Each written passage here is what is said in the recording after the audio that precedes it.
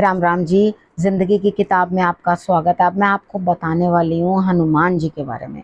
एक आपको किस्सा सुनाऊंगी जो बिल्कुल रियल है और बच्चे को किस तरह से कुछ दिक्कत थी। लेकिन शुरुआत यहाँ से करती हूँ कि कितने लोगों को ऐसा लगता है कि हमें हनुमान जी की जो है कनी आती है, यानी कि हनुमान जी हमारे अंदर आ जाते हैं।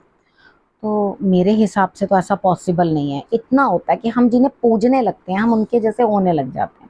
ठीक है, होता क्या है कि हम जिस भी इष्ट की, हम शंकर भगवान की आराधना करेंगे उनकी तरह वैरागी होने लगेंगे, उनकी तरह चीज़ों को छोड़ने लगेंगे, उनकी तरह हम बिहेव करने लगेंगे। बिहेवियर बिल्कुल वैसा हो जाता है जिस जिस इष्ट को हम पूजते हैं। और अगर आप हनुमान जी को पूजते हो तो आप थोड़े उग्र होते ही हो। ठीक है, आप के अंदर वो गुस्सा, वो ऊर्जा वो देखने को मिलती है, वो गर्जना वो देखने को मिलती है आपके अंदर, वो आपकी पर्सनालिटी के अंदर आ जाती है। अब जिस भी इष्ट को आप मानोगे वो दिखाई देता है आपके अंदर कि आप उस इष्ट को मानते हो।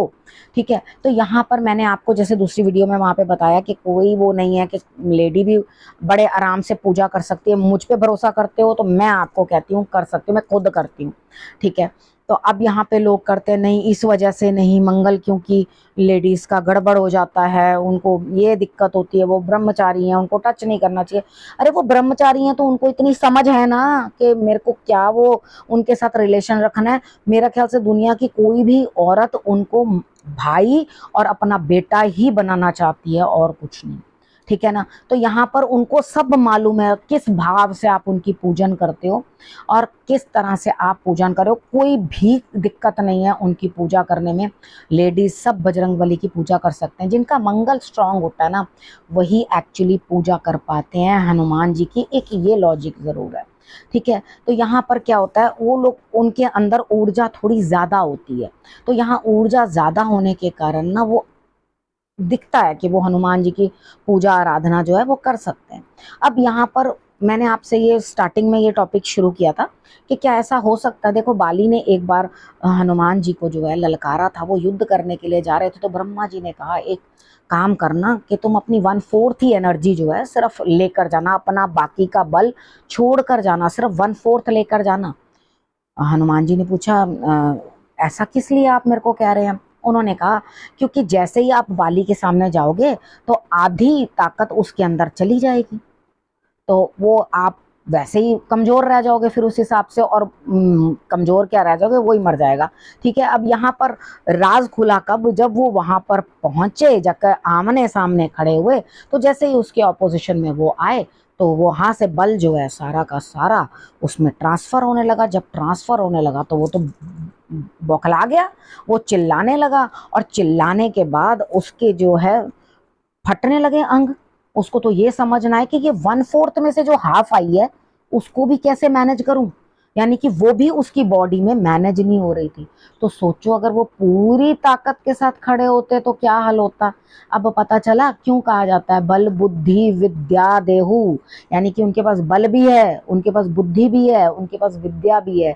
मोहे हरहु कलेश विकार, मेरे सारे कलेश और मुझ में जो कमियां विकार हैं उनको आप हरण कर लो, खत्म कर लो। ठीक है, तो वो पछता गया बाली वहां पर कि उनको इस तरह से ललकार कर। तो यहाँ पर कितनी बार होता है हनुमान जी आपके ऑपोजिशन में, अगर आप हनुमान भक्त हो तो आपके ऑपोजिशन में कोई भी आएगा तो आप चिंता मत करो। अगर हनुमान भक्त हो, कुछ ऐसे लोग भी मुझे जीवन में मिले हैं कि जो कहते हैं हम हनुमान भक्त हैं लेकिन वो दुनिया के उल्टे काम करने से बाज नहीं आते।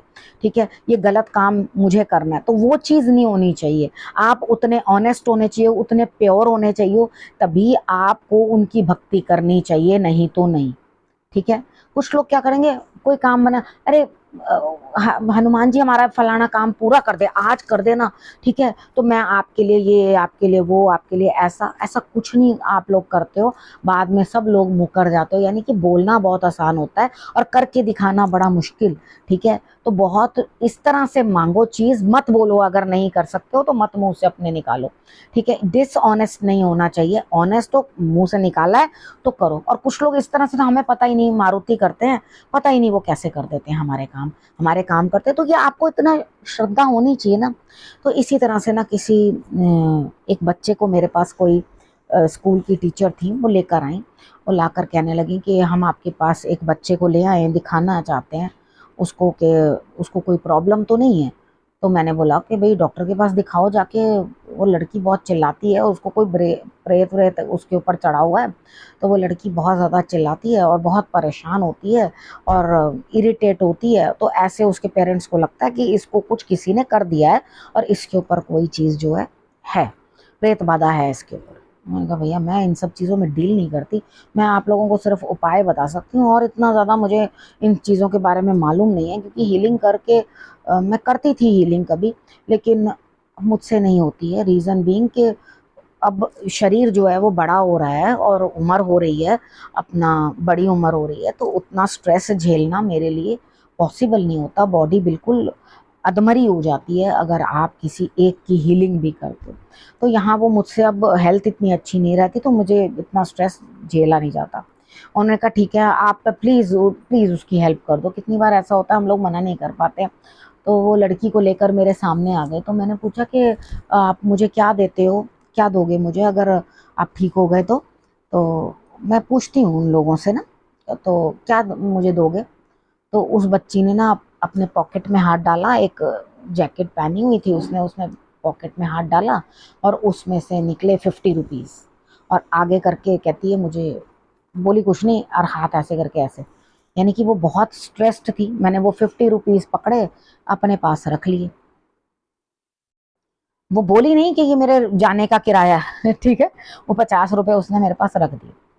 अब देखो जी, मूड की हूँ मैं, अगर मेरा मूड किया तो मैं हाथ से दे दूंगी, नहीं तो सूखी रोटी भी नहीं दूंगी।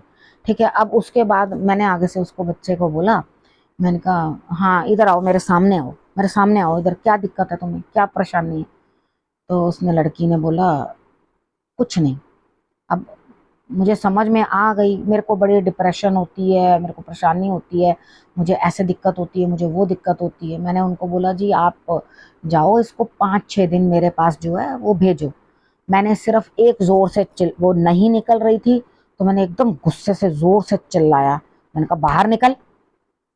वो लड़की निकल के आ गई बाहर और उसके हाथ पैर ऐसे बुरी तरह से कांपे कि भाई वो देखते बनता था कि वो लड़की कितनी बुरी तरह से कांप रही, मुंह हाथ ऐसे हिल रहे। मैंने बोला क्या बात है बेटा? कहती कुछ नहीं माँ, कुछ नहीं। मुझे ऐसे कहती माँ कुछ नहीं, कुछ नहीं। मैंने आगे से कहा ठीक है 5 बारी आपने आना है, आप ठीक हो जाओगे, 5 टाइम्स आप मेरे पास आओ, मारुति को मत्था टेक कर जाना। उस दिन तो वो लोग चले गए। नेक्स्ट डे वो अपनी मदर के साथ आई, नेक्स्ट ट्यूसडे वो अपनी मदर के साथ आई। तो अपनी मदर के साथ आई, मैंने उसकी मदर को अलग रूम में बिठा दिया। मैंने उस बच्ची को, मुझे समझ में तो आ गई थी कि बात कुछ और है। जब मैंने उस बच्ची से बात की तो वो एब्यूज था जो उस बच्चे के दिमाग में ट्रॉमा बन के बैठा हुआ था। ठीक है, तो वो लड़की ने मुझे अपनी पूरी बात बताई कि ऐसा ऐसा ऐसा करके माँ मेरे साथ ऐसा दिक्कत हुई है, ये हुआ है वो हुआ। मैंने कहा अच्छा ठीक है, हनुमान चालीसा तुमने रोज़ पढ़नी है और अच्छी तरीके के साथ पढ़नी है जैसे मैंने तुम्हें समझाया है। जब तुम्हें इस तरह से फील होता है कि कोई भी मुझे परेशान कर रहा है या कोई मुझे दिक्कत दे रहा है या कोई चीज़ें मेरे पीछे चल रही हैं, मुझे कुछ दिखाई देता है, मुझे यहाँ से वहाँ से लोग आते हैं, काली काली परछाइयाँ आगे से निकलती हैं, मैंने कहा तुमने उसी टाइम मुझे फ़ोन करना है और तुमने ये बोलना है कि माँ ये मेरे को तंग कर रहे हैं और मैं अपने आप जो है उनसे बात कर लूँगी। अब उसने ऐसे ही करना, मुझे उसने कॉल करना और उसने मुझे कहना है मुझे तंग कर रहे हैं, आ गए हैं सब। मैंने कहा अच्छा चल मेरे साथ हनुमान चालीसा बेटा बोलना शुरू करो। उसने मेरे साथ साथ बोलनी, क्योंकि उसको हनुमान चालीसा नहीं आती थी, सिख फैमिली से थी, तो हनुमान चालीसा नहीं आती थी बोलने। मैंने कहा मेरे साथ साथ बोलो चलो। उसने बोलना शुरू किया साथ साथ।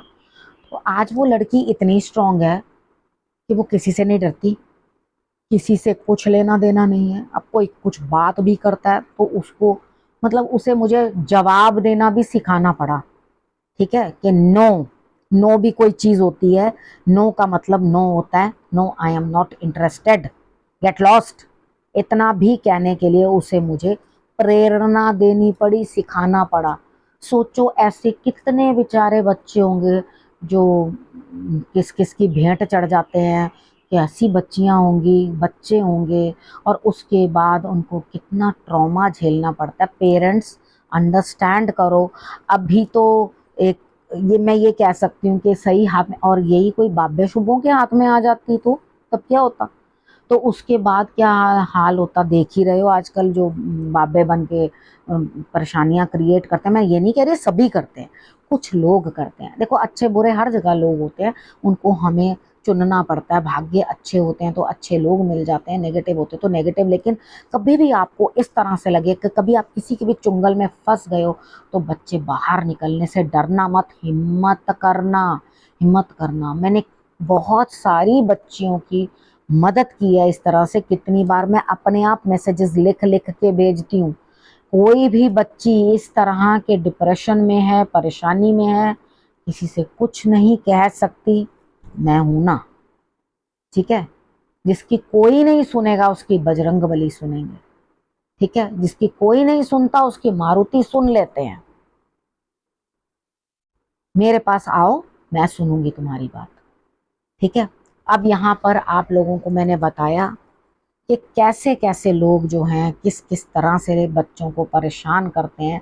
अधिकतर लोग अपने परिवार में से ही निकलते हैं, और लोग अपनी इज्जत के कारण बाहर एक शब्द बोल नहीं पाते कि हमारी इज्जत, वो जो झूठी शान, वो जो झूठी इज्जत, हम जिसके साथ जीते हैं उसको कहने में भी हमें शर्म आती है कि हाँ हमने ये काम किया, या हमारे घर में किसी ने ये कार्य किया।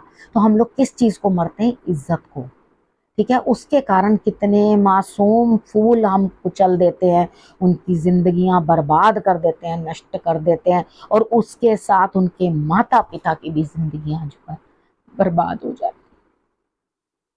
समझ में आई? तो कभी भी ऐसा काम होने मत देना, हाथ जोड़ के बिनती। तो मैं सब कुछ बोल नहीं पाऊंगी, और राम राम।